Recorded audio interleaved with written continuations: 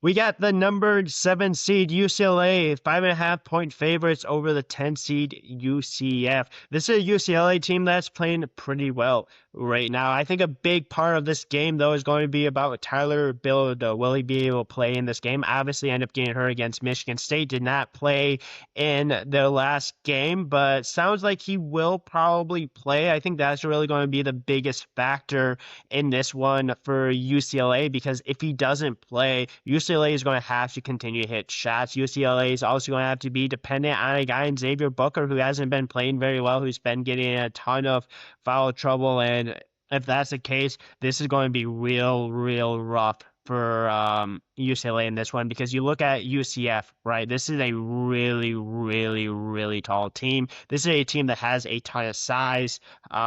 Defensively wise, maybe not as good as UCLA is, which isn't saying a ton because UCLA is not very great. But the one thing about USF though is that this is a team that offense rebounds. This is a team that offense rebounds, shoots the well from three.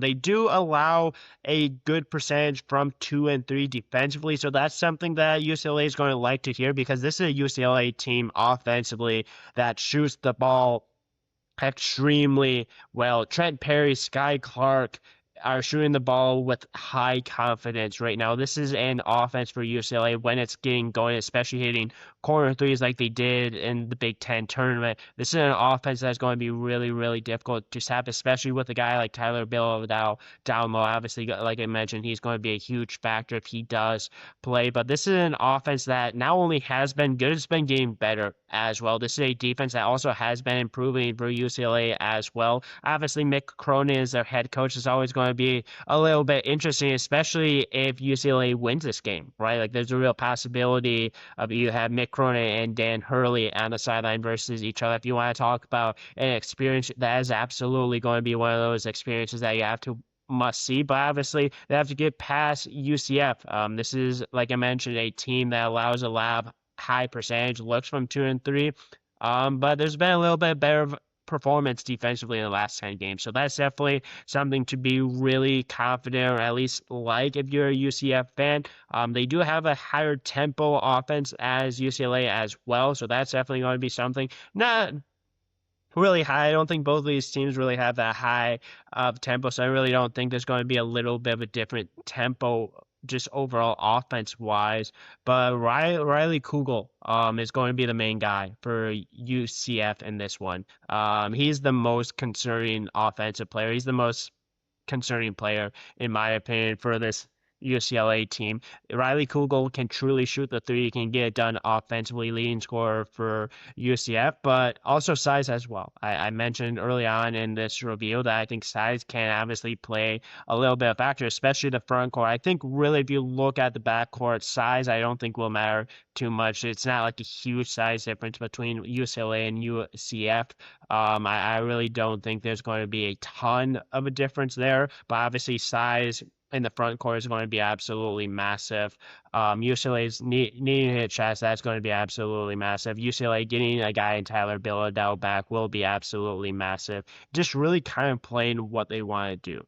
If UCLA can hit shots consistently, I think that's going to be the biggest thing. If UCF can use their size, if UCF can be better defensively like they have been, they can get offense rebounds, if they can continue to shoot well, they have a chance in this one. But I think UCLA offensively, defensively is a little bit better than this UCF team. I think overall, just how good this team is, I think is overall. I think their UCLA has more depth. I think UCLA has better guys, but this is a UCF team that can win this game if UCLA is not playing good enough. If UCLA especially doesn't have Tyler Bilodeau, I think he is the go-to guy for UCLA in this one. And then also you have to mention Donovan Dent as well. Donovan Dent has been much better. We'll see obviously if he's going to be great in this game. In the Big Ten tournament, he was great in his first couple of games. Only player in Big Ten tournament to ever have a triple-double against Michigan State. He was really good. He started hitting more shots, especially from three. He's really struggled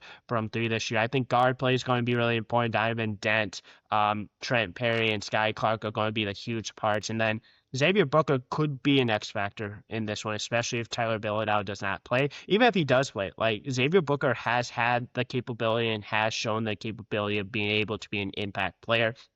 I think obviously foul trouble is going to be a big thing for him. I think he's going to also have to hit shots. I think effort is going to be another big one for him. If he can really hit shots early on and can get rebounds and not allow UCF to have offensive rebounds, I think that in itself is going to be absolutely massive. But again, I think really the overall approach of this game for both of these teams is get on the glass, prevent the other team from getting offense rebounding. UCLA has to hit shots. UCF has to force UCLA into difficult shots because if they're going to be open shots with Sky Clark, Trent Perry, they're going to hit those shots, and then UCF's going to have to hit shots as well because they still shoot a good percentage from three. So I think both of these teams have the capability of making quite a few threes. I think UCF is absolutely better on the offensive rebound. I think that's going to be the huge key here is can they get offense rebounds, kick it back out for open threes, hit those threes?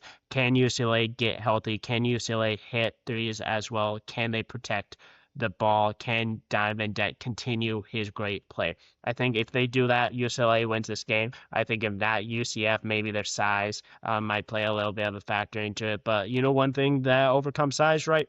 Being able to shoot the three, being able to make shots, and UCLA has that capability of doing it, especially from the outside with the guards that they have. Donovan Dent can get a few going early on from the outside. That would be a huge, huge difference in this one. But let me know your thoughts on this one. Who do you think wins this game? If you like this, feel free to like, subscribe, comment as well. Please feel free to share. Obviously, I'll recap this after the games happens, but thanks for tuning in and tune into other videos as well. More March content to come too.